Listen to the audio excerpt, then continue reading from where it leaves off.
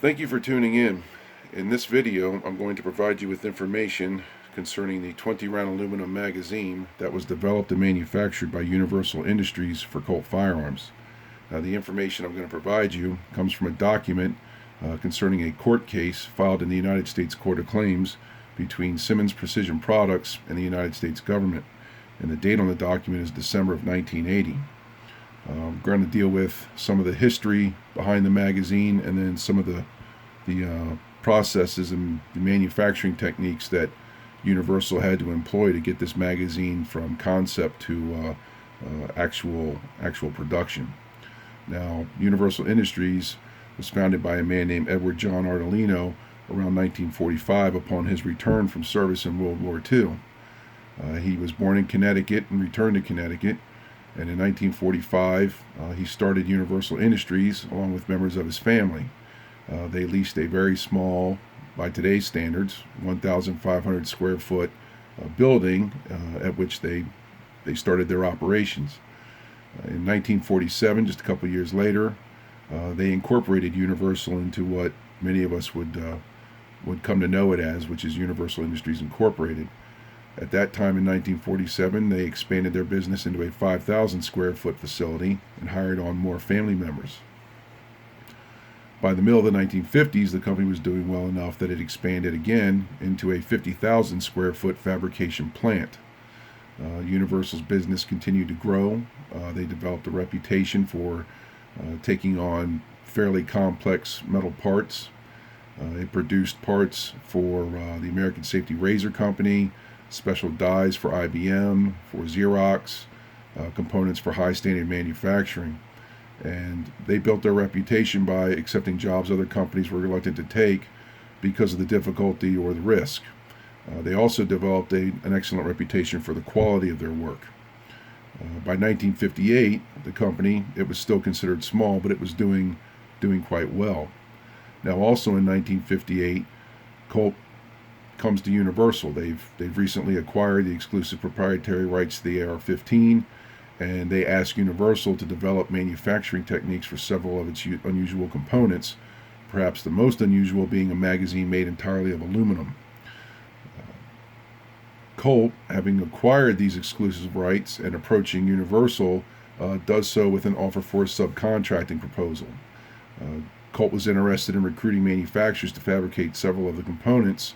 The most important and difficult was the unprecedented aluminum magazine. At this time, no one had ever done an aluminum magazine or at least put one into production. Everything was tried and true on a proven technique of using stamped steel.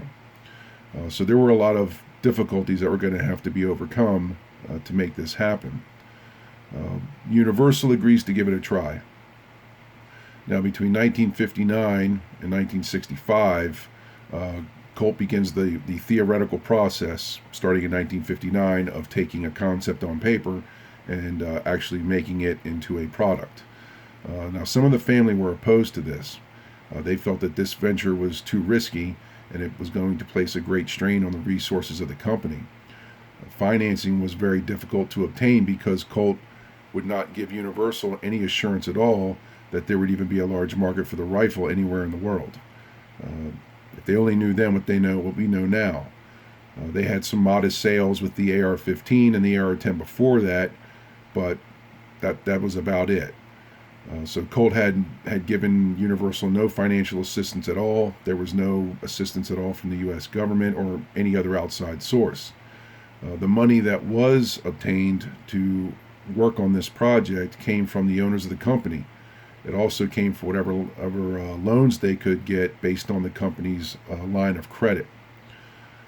So starting in 1959 and continuing through 1963, Universal would solve most of the theoretical problems presented by the aluminum magazine, as well as the other components, researching both technical and theoretical difficulties.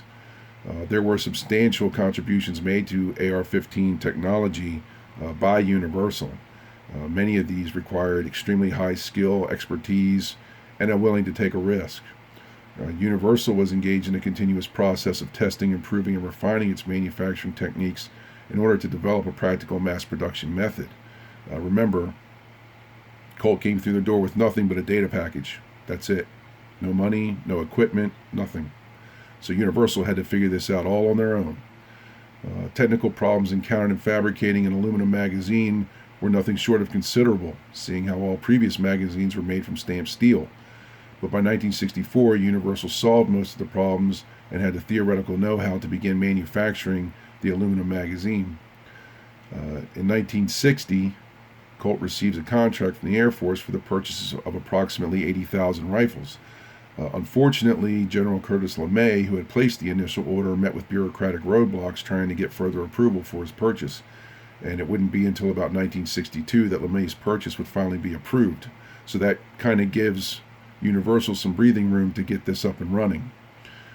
Starting in 1964 and working through 1966, Universal designs and tests a progressive die, which would consolidate a number of the tube forming operations. Now, the tube of the magazine, of course, is the body. As finally put into effect, the progressive die process would combine 8 individual operations into a single unitary process. Originally, the die was fed by hand, and this produced roughly 20 magazine tubes a minute. Later, an automatic feeding system was developed by Universal, and this increased production to between 60 and 70 magazine tubes per minute. This also meant that fewer employees were required to operate the progressive die, so those employees could be shifted to other parts of the manufacturing process. Now, it's not exactly clear when the progressive die, went into operation.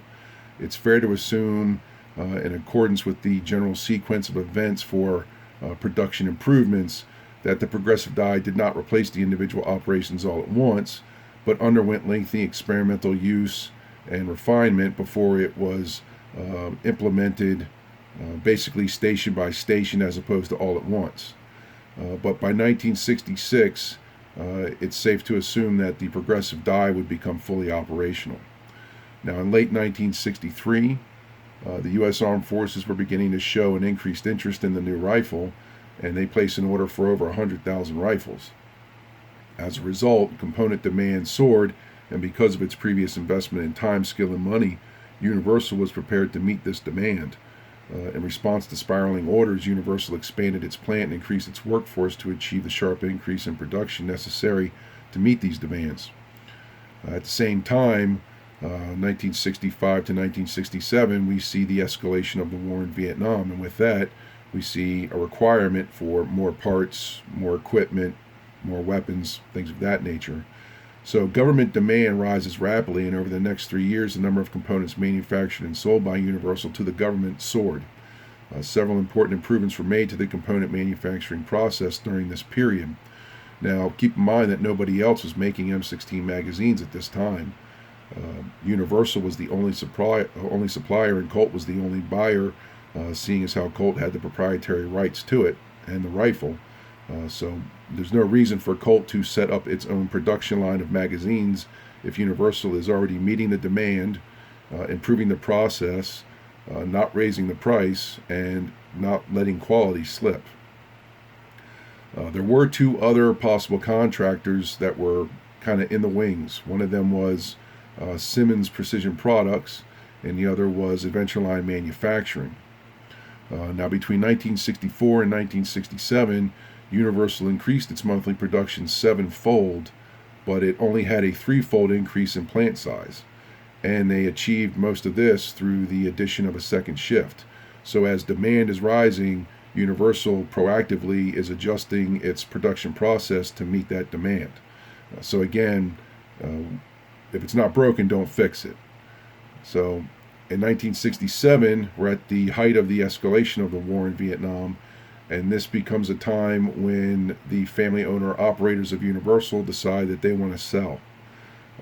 Kind of odd to sell at the height when what you're doing is badly needed, but they decided they wanted out of the business.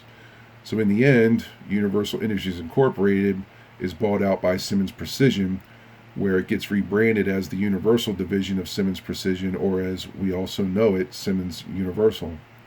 Now, when Simmons took over Universal, it kept the plant and the operations and the people as they were. They did not mess with anything. And as a result, the quality of the magazines did not suffer. They did not suffer financial losses.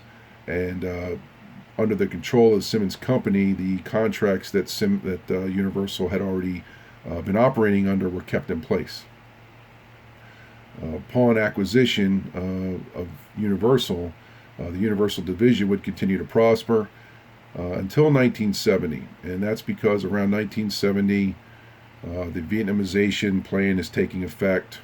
U.S. forces are going to start with the drawdown, and as a result, contracts are going to dry up.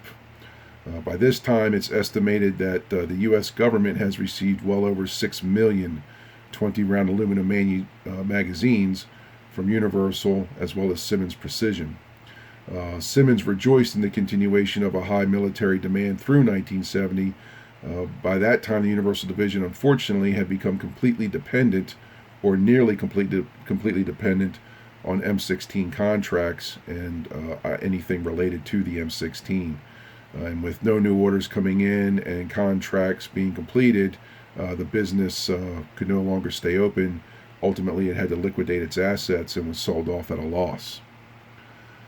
Now, in 1969, in December, Adventureline Manufacturing puts in a bid of 65 cents per magazine on a 2.4 million M16 magazine contract.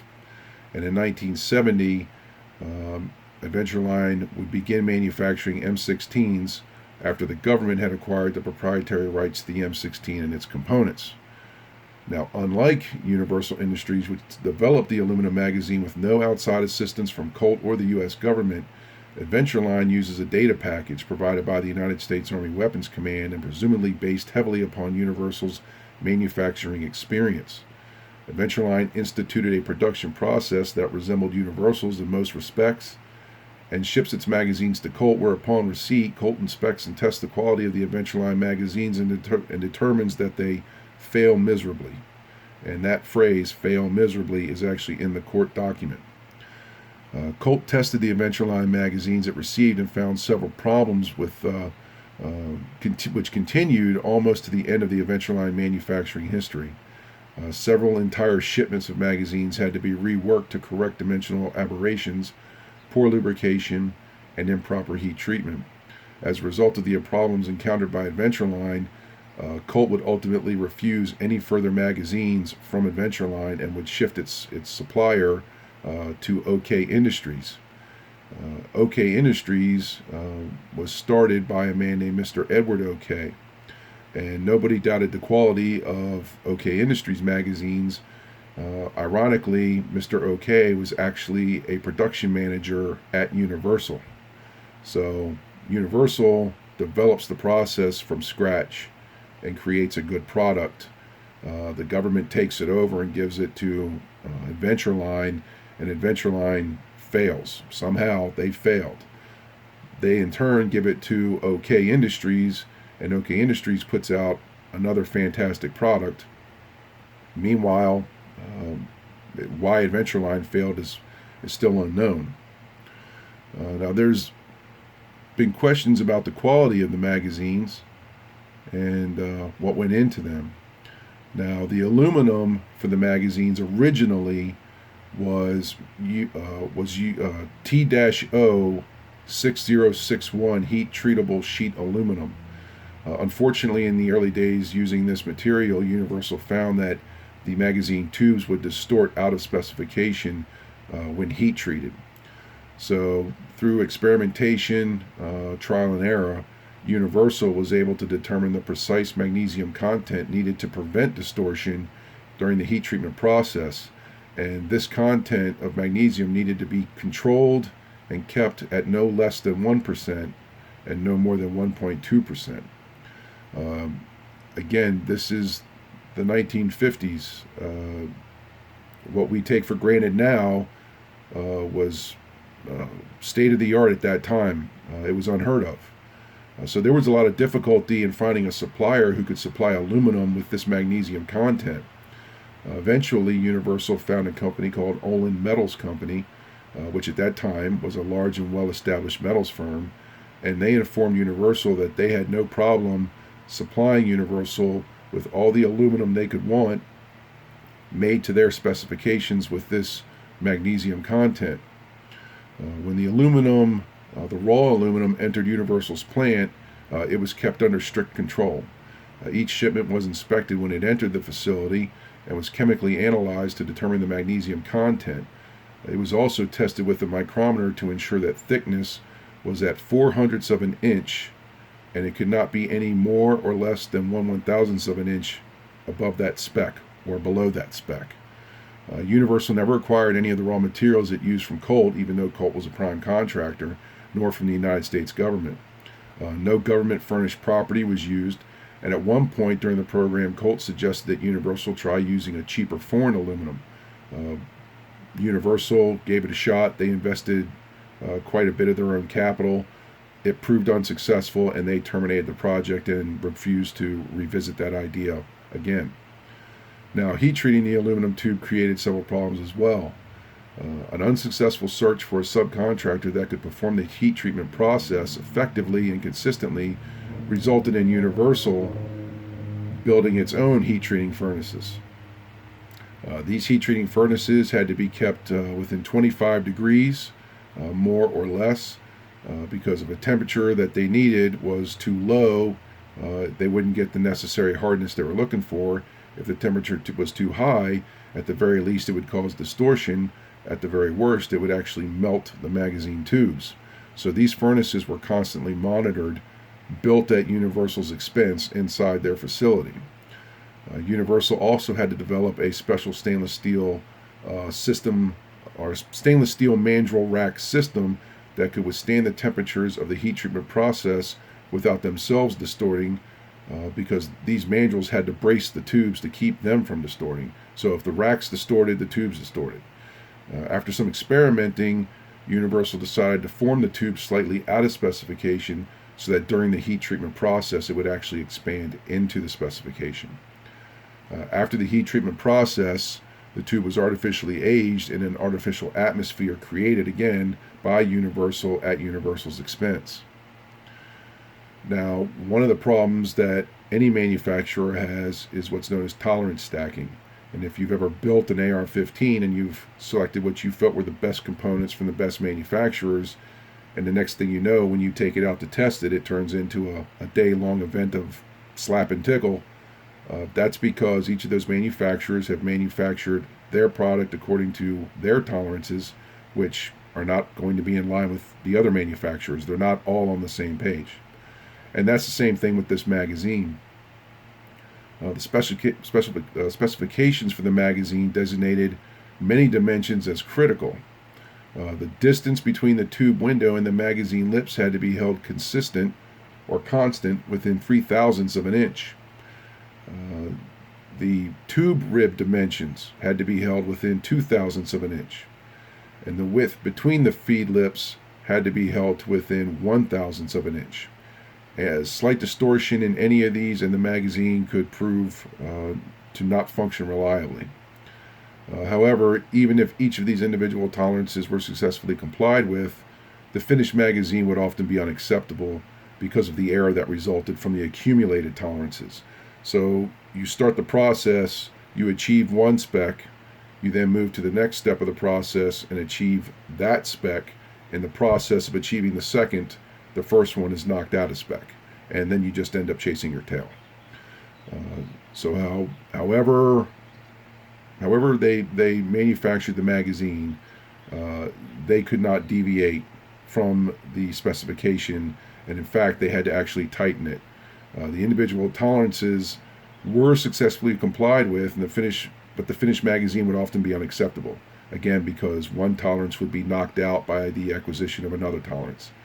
So Universal was forced to tighten its operational tolerances beyond what was called for by the original specifications, and as a result, some dies and equipment had to be changed, and when you use a stamping process, the dies will wear out. Well, if you change the specification, the dies are now no longer useful. Now, the aluminum sheet was run through a series of 15 individual die stamping operations. The die used in these operations quickly wore out to the point where they were no longer producing acceptable tubes. New dies were built and had to be cleaned and sharpened frequently until those too wore out and needed replacement. When you have a brand new die, you're going to get a tighter specification. As that die wears out and you clean it but then sharpen it, you're removing material, so the specification is going to gradually open up over time until it reaches a point where the die is now out of spec and you need to replace it. After the die stamping operation, the tube was folded and formed. Now, a criticism that the magazine often receives is the spot welds. And if you look at even steel magazines, they too are spot welded. Now, initially, in the early days, after the tube was vapor cleaned in preparation for welding, Universal subcontracted the spot welding. Each of the 5 spot welds, as you see here, had to be placed in an area 3/8 of an inch wide by 3 7/8 inch long. And when Universal subcontracted the spot welding out, it initially cost them 25 cents per spot weld.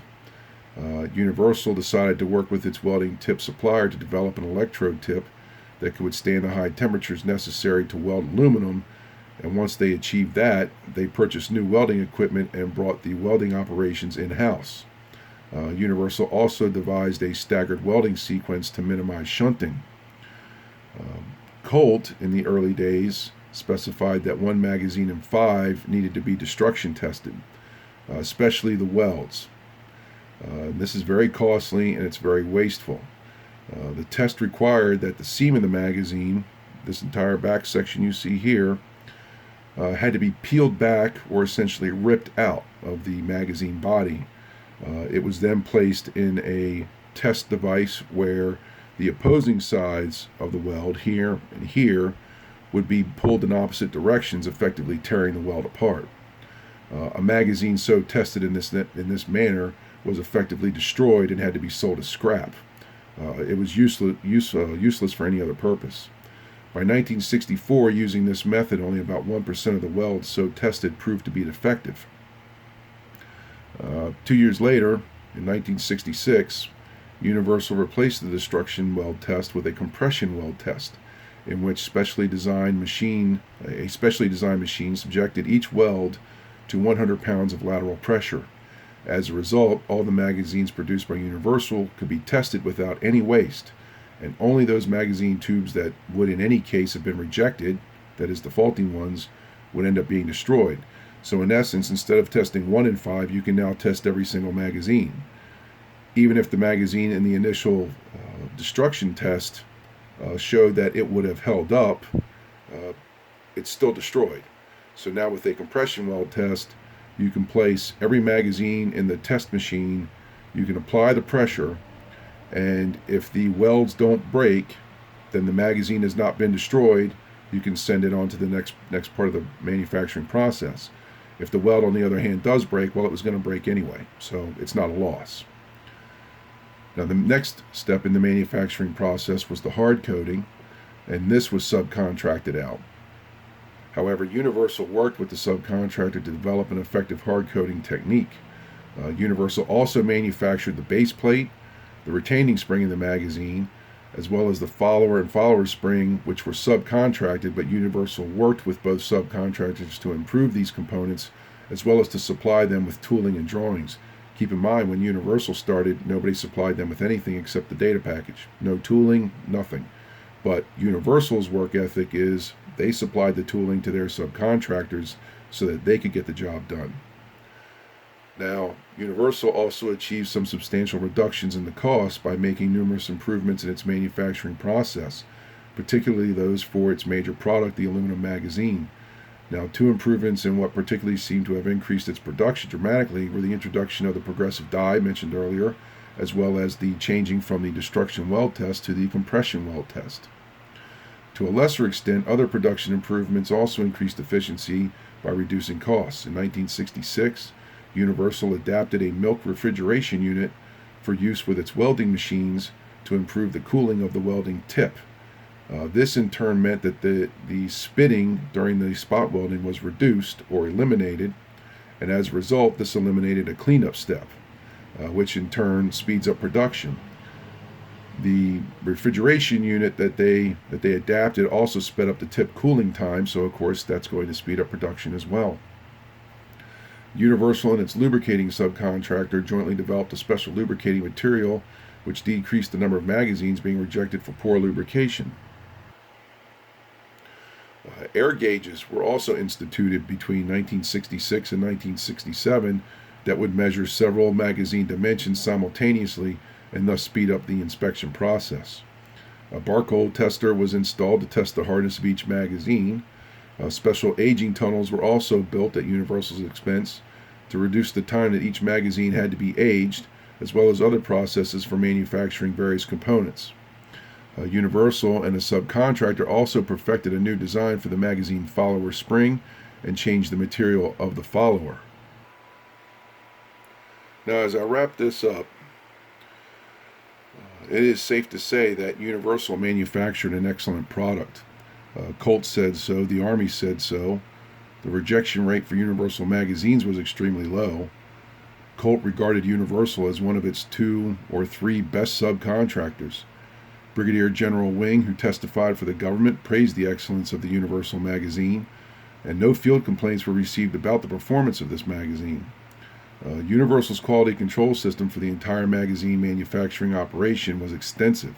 They had over 100 individual inspections that occurred at various stages of the process.